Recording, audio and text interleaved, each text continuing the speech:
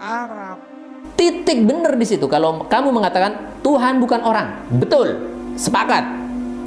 Tapi ketika kata-kata ini diidhofahkan kepada kata-kata bangsa Arab atau suku ras, maka ini menjadi satu legitimasi. Karena Tuhan kita bukan orang Arab. Iya benar.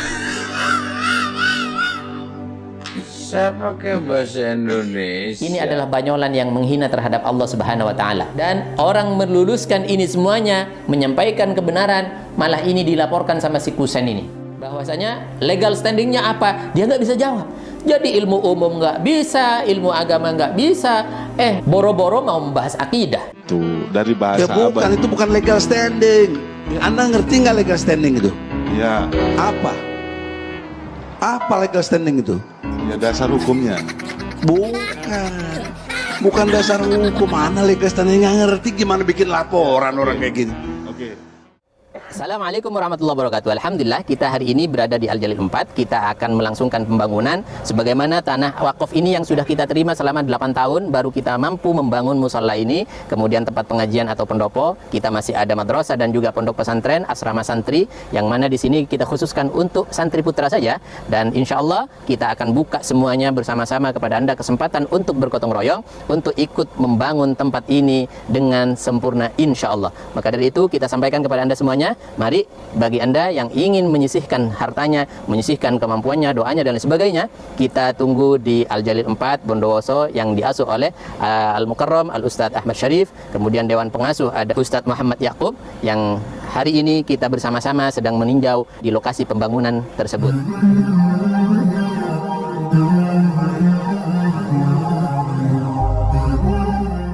Assalamualaikum warahmatullahi wabarakatuh, sahabat kaum muslimin, subscriber channel Benteng Akidah dimanapun Anda berada. Pada kesempatan ini saya akan menyampaikan satu pesan khusus buat Kusen yang membela Pak Dangdung ketika mengatakan bahwasanya Allah bukan orang Arab. Ini adalah salah satu ketimpangan berpikir, dan ini adalah salah satu tanda-tanda orang ini bahwa jahil murakkab itu terjadi di dalam dirinya. Dia tidak paham terhadap agama ketika dia membela bahwasanya apa yang dikatakan Pak Dangdung bahwa Allah bukan orang Arab, ini bukan berarti menista agama, bukan berarti Pak Dangdung menista Allah, tidak. Tapi yang disampaikan dalam hal ini, kata si Kusen, ini menjelaskan bahwa Allah bukan orang, pertama. Yang kedua, Allah bukan orang Arab. Ya bukan orang Arab. Lalu siapa? Orang mana, Kusen? Nah, ini adalah teori tashbih yang disampaikan oleh orang-orang ateis di masa imam-imam terdahulu, Hujjatul Islam, Imam Al-Ghazali misalkan. Ini teori yang sangat-sangat sering dilakukan oleh orang-orang ateis ketika ingin menggoyahkan iman umat Islam. Namanya teori mafhum mukhalafah, yaitu berdasarkan tashbih atau penyerupaan kepada Allah Subhanahu wa taala dengan makhluk. Ini fatal, Kusen. Jadi sekarang begini, saya sampaikan, saya ajarkan, saya akan memberikan tuntunan kepada Kusen ini bahwasanya sifat-sifat Allah yang 20 itu sudah diajarkan sebenarnya kan kepada kita-kita, anak-anak kecil, anak-anak SD, anak TK, bahwasanya wujud, qidam, baqa, mukhalafatul lil hawadisi, qiyamuhu bi nafsihi dan seterusnya.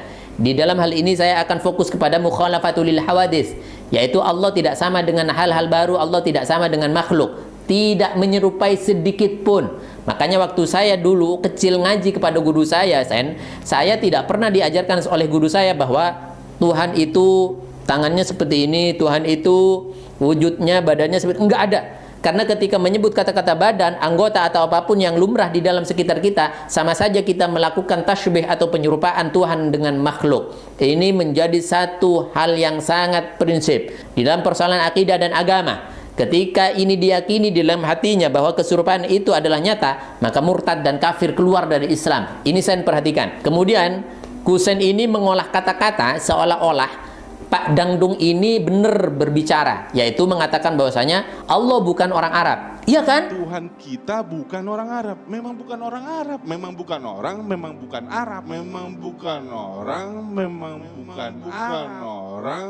Memang bukan Arab. Allah bukan orang. Iya, betul. Selesai. Titik di situ benar kamu, Titik benar di situ. Kalau kamu mengatakan Tuhan bukan orang, betul. Sepakat. Tapi ketika kata-kata ini diidhofahkan kepada kata-kata bangsa Arab atau suku ras, maka ini menjadi satu legitimasi bahwa Tuhan yang dimaksud oleh Pak Dangdung ini adalah berupa orang. Karena bisa jadi pertimbangannya adalah orang Arab atau orang India atau orang Madura atau orang mana. Ini paham nggak, Sen? Kamu sampean Anda berbicara harus menggunakan ilmu. Jadi ya pasti Pak Kusen ini di TV menelanjangi dirinya bahwa dia orang tidak berilmu. Dia hanya seorang suruhan dan orang bayaran saja. Ditanyakan oleh Pak Egy bahwasanya legal standingnya apa, dia nggak bisa jawab. Jadi ilmu umum nggak bisa, ilmu agama nggak bisa, boro-boro mau membahas akidah. Ketika Pak Dudung bilang bahwa Tuhan kita itu enggak, bukan yang saya orang... tanya legal standing, bukan ngomong Pak Dudung bilang. Legal standing Anda tuh apa? Anda tuh punya kemampuan apa, kapasitasnya kok Anda melapor saya? Yang mesti melapor saya itu mestinya kalau misalnya yang tersinggung tuh Kang Dudung berhak memang melaporkan. Jadi kenapa? Dan saya tidak mau melaporkan Kang Dudung karena pendekatan saya nasihat. Saya tidak menjustifikasi. Abang kenapa Gitu. dilaporkan? Kalau dia nggak mau dinasihati ya sudah, bagaimana nggak mau Gini, Bang, dinasihati? kenapa sampai ada laporan ini? Karena dari bahasa abang itu, dari bahasa Ya bukan, abang. itu bukan legal standing. Anda ngerti nggak legal standing itu? Ya, Apa? Apa legal standing itu? ya dasar hukumnya. Bukan. Bukan dasar hukum. Mana legal standing, nggak ngerti gimana bikin laporan orang kayak gini. Oke. Anda itu kalau punya legal standing artinya kapasitas Anda punya hak untuk membuat laporan. Yang punya legal standing di sini Kang Dudung. Dia punya hak untuk itu. Tapi dia aja nggak melapor, kok ente ngelapor, ente disuruh ya? Ya, itu maksud saya. Ente disuruh apa enggak? Ini. Tapi laporan Bang Kusen diterima, kan Bang ya? Kusen, saya ajari. Mukhalafatu lil hawadis, yaitu salah satu sifat-sifat Allah. Mukhalafatu lil hawadis, mukhalafatuhu lil hawadisi. Berbedanya Allah dengan hal-hal baru. Apa hal baru? Yaitu alam. Apa alam? Makhluk. Alam itu masih wallah. Setiap sesuatu selain Allah itu namanya alam. Alam bukan alam-alam yang kamu pijak, bukan, Sen.